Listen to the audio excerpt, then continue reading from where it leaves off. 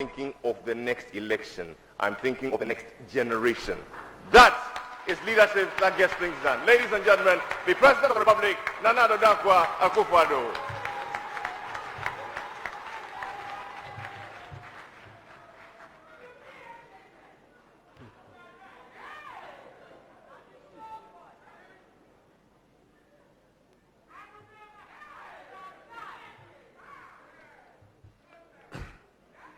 Eminent Prez, the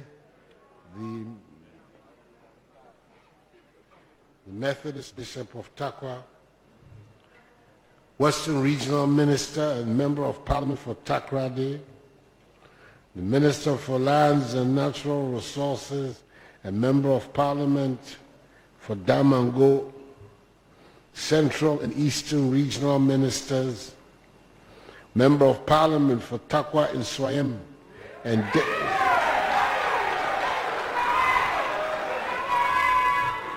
the Deputy Minister for Lands and Natural Resources, Municipal Chief Executive for Takwa, the Chairperson of the Board of Directors and Chief Executive of the Minerals Commission, Vice Chancellor of the George Grant University of Mines and Technology, the Acting Coordinator of the National Alternative Employment Livelihood Program, Tetete Okwamwa Sichim II, Omahini of Wasa and Memphis Traditional Area and Board Chairman of the Forestry Commission, Nana Kwabrejan, Mahamo Hine and Chairman, Takwa Swayam Divisional Chiefs, Nana Kwamwa Brema is also Hima, the Divisional Chiefs of the Wasa Traditional Council, the Western Regional Chairman of the New Patriotic Party, residents of Takwa, fellow Ghanaians, ladies and gentlemen, it is good to be back once again to this famous mining town, Takwa, for the launch of an important initiative of the Akufo-Addo government for the mining sector, the National Alternative Employment and Livelihood Program, a program designed to help alleviate the hardships of those affected by government's efforts to sanitize the mining industry. Ladies and gentlemen, Nananum, with Ghana having been blessed with so many minerals, it is not surprising that mining has always played a significant role in our lives. For centuries, our minerals have been the attraction for investors, adventurers, and fortune seekers. Many foreign thrones and crowns are adorned with the gems taken from our lands, not always through straightforward means. The pursuit of gold in recent years through the phenomenon of illegal mining or galamsey has reduced many of our forests to degraded lands and some of our rivers to polluted water bodies. It is no wonder, therefore, that some describe these minerals as curses instead of the blessing and good fortune they should be. In order to help curb the menace of illegal small-scale mining, the Small-Scale Gold Mining Law, 1989, PNDC Law 218, was passed to regulate small-scale mining and to facilitate Ghanaian participation in the mining industry. This law prohibited the use of explosives and heavy machinery in small-scale mining in favor of less expensive methods. Today, without any form of license, some Ghanaians are conniving with foreigners to mine everywhere with explosives and heavy machinery, including in forest reserves and water bodies. Let me reiterate at the outset a clear message. The Akufo-Addo government is not against small-scale mining. On the contrary, the government is in full support of responsible small-scale mining activities, as they provide an avenue for Ghanaians to participate in the mining industry and contribute substantially to our gold exports.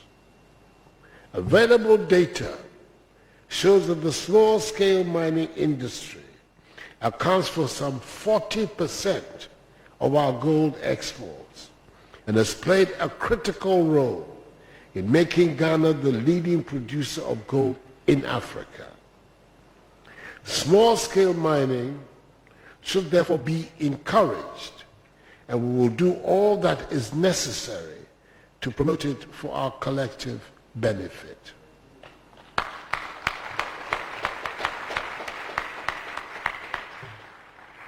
What we cannot do and will not allow to happen is to permit mining activities to threaten the environment which sustains our lives and the lives and livelihoods of generations unborn. We owe a sacred duty to preserve the environment even as we reap the benefits of our natural resources. Small-scale mining can and must only be done responsibly.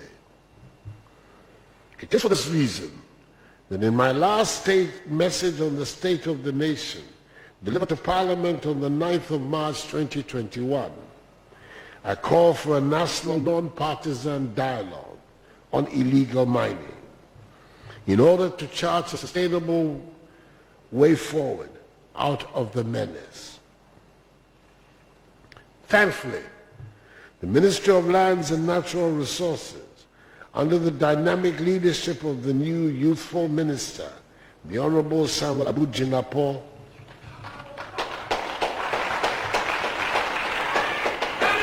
Member of Parliament for Damango, organized this dialogue and has gone ahead to hold regional dialogues in the forest and savanna zones.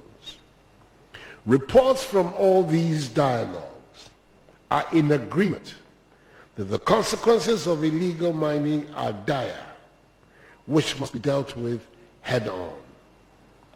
The Akufo-Addo government has rolled out several interventions aimed at sanitizing the small-scale mining sector, including legislative reforms, public education and awareness creation, resourcing the regulatory agencies, enhancing compliance and enforcement through the use of both better resourced national security apparatus and specialized task forces.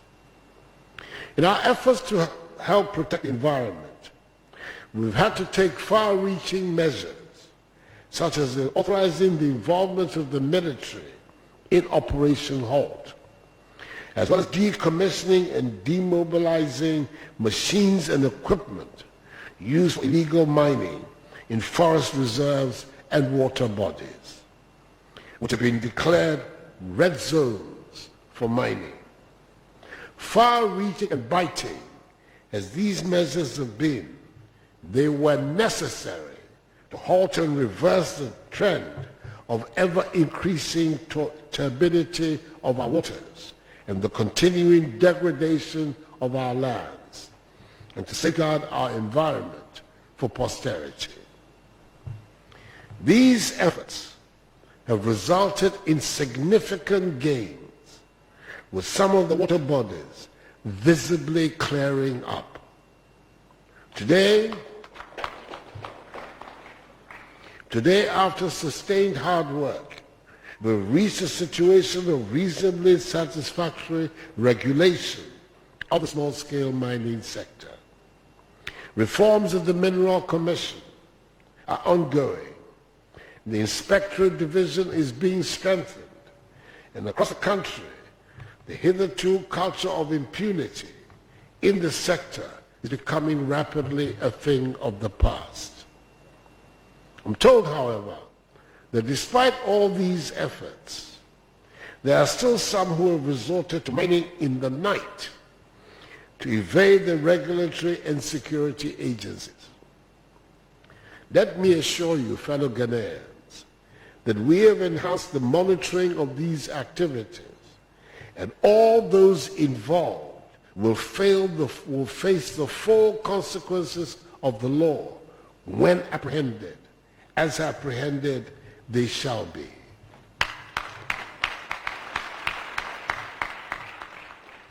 Undoubtedly, the lives of several people, including women and children, depend on these illegal activities. But the sheer impact of these activities on the environment mean that we cannot allow them to continue.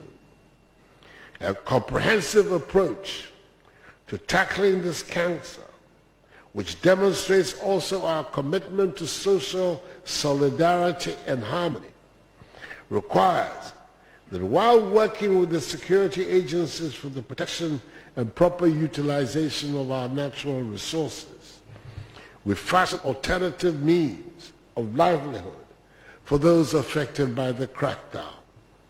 This is important because our mineral resources are finite and we will not have them forever. We should diversify our sources of livelihood, even in mining communities, to reduce the impact of the depletion of the resources on our social and economic lives.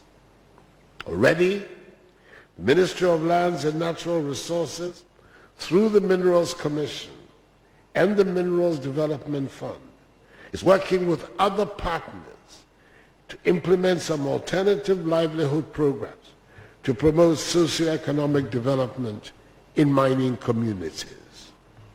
But following a heightened drive in recent years to deal with illegal mining activities in red zones, many more illegal miners have lost their illegal sources of livelihood. It is to provide legitimate alternative sources of livelihood for such persons the government has decided to initiate the National Alternative Employment and Livelihood Program. This program, first of all, seeks to mitigate the unavoidable hardships which our efforts to sanitize the small-scale mining sector has created, particularly in the 5 regions that Operation HALT carried out its operations. It is intended to provide good economic livelihood options to illegal mining and its associated activities, and to enable those adversely impacted the opportunity to work and support themselves and their families. The program will also focus on reversing the negative impact of illegal mining on the environment through the National Land Reclamation and Reforestation component of the program. Given that most of our degraded lands are due to illegal mining activities, it is very fitting that any program targeting illegal mining should include a reclamation portion. This component of the program will restore degraded lands into economically viable lands, creating job opportunities for the youth, landowners, and communities at large. In keeping with our commitment to promote responsible, viable, and sustainable small-scale mining, the program will also include a community mining scheme, which will be the model for small-scale mining activities in the country. During my last visit to Takwa, I indicated that the Akun Community Mining Scheme was under construction and would be launched soon.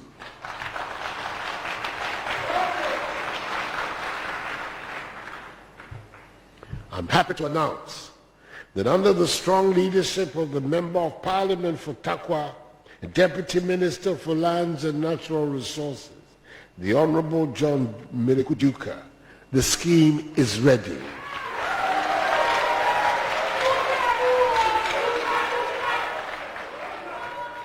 and it is hereby commissioned as the first community mining project since the inception of this program.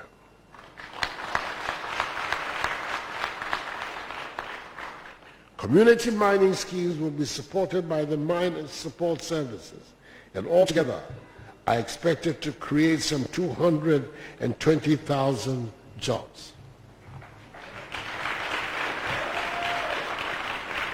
Let me stress once more, the government will not condone any illegal activities in the mining sector. The strengthened monitoring and enhancement regime we have put in place under the auspices of the Enhanced Mines Inspectorate Division of the Minerals Commission and the Regional Security Councils will ensure that all small-scale mining activities are environmentally compliant.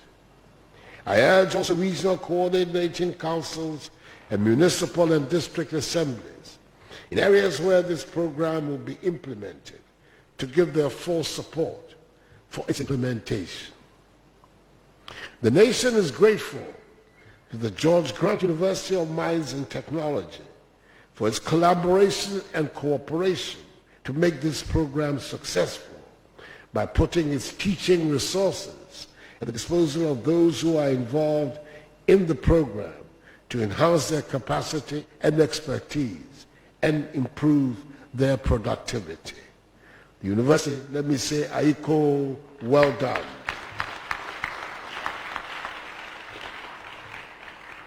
In conclusion, at my request, the Ministry of Finance is committed to make adequate budgetary allocation in the upcoming 2022 budget of government to fund this very important policy. Accordingly, ladies and gentlemen, Nananom, I have great pleasure to declare the National Alternative Employment and Livelihood Program duly launched.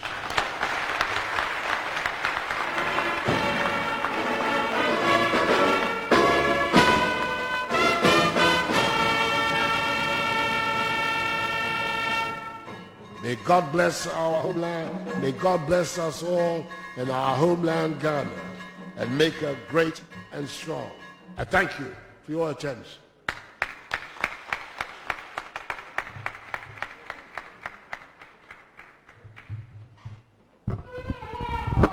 Ladies and gentlemen, the President of the Republic, Nana Addo Dankwa Akufo-Addo.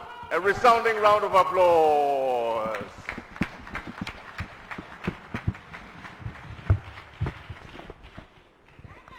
We thank you for that warm address. I personally vote that this be adopted as a bipartisan manifesto. What do you say? All in favor say aye.